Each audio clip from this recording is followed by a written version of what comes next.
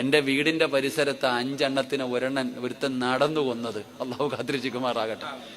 അവന്റെ ഒക്കെ ഒരു മനസ്സ് ചിന്തിക്കടോ. സ്വന്തം അനിയനെ മന്തി ബിരിയാണി മേടിച്ചു കൊടുത്തിട്ടാ കൊന്നു കളഞ്ഞേ. ഒറ്റ അടിക്കല്ല 5 പേരെ കൊന്നേ. ഒറ്റ അടിക്കല്ല അവൻ കൊന്നത്. ചിന്തിക്കേണ്ടത് അവിടെയാ. നടന്നു ഓനെ കുറിച്ച് പറയണത് ഓ നല്ലവനായിരുന്നു എന്നാ, നിസ്കരിക്കുന്നവനായിരുന്നെന്നാ. ഒന്ന് ആലോചിക്കേ, എന്തൊരു ക്രൂരതയാടോ ഇപ്പൊ ചെയ്യുന്നത്. 10-24 വയസ്സുള്ള മക്കളാ. ഇന്ന് താമരശ്ശേരിയിൽ ഉമ്മാനെ ഒരുത്തം വെട്ടിക്കൊന്നു. അടുത്തവനാണെങ്കിൽ കഴിഞ്ഞ വെള്ളിയാഴ്ച ദിവസം ഈ കഴിഞ്ഞ വെള്ളിയാഴ്ച ഒരുത്ത ഉമ്മാനെ മലപ്പുറം ജില്ലയിൽ ആദ്യം കത്തിക്ക് വെട്ടിക്കെട്ട് ഗ്യാസ് കുറ്റി എടുത്തിട്ട് തലയിലടിച്ചിട്ട് ഉമ്മാനെ കൊന്നേ. ഈ തൃശ്ശൂർ ജില്ലയിൽ വേറൊരുത്തം കൊന്നു. ഇപ്പൊ നമ്മുടെ വീടിന്റെ അടുത്ത്. ഇതാടോ ചങ്ങാതി. ഇപ്പൊ നാട്ടുകാരെ അല്ല പേടിക്കേണ്ട, സ്വന്തം മക്കളെ പേടിക്കേണ്ട കാലം. അള്ളാഹു കാത്തിരക്ഷിക്കുമാറാകട്ടെ.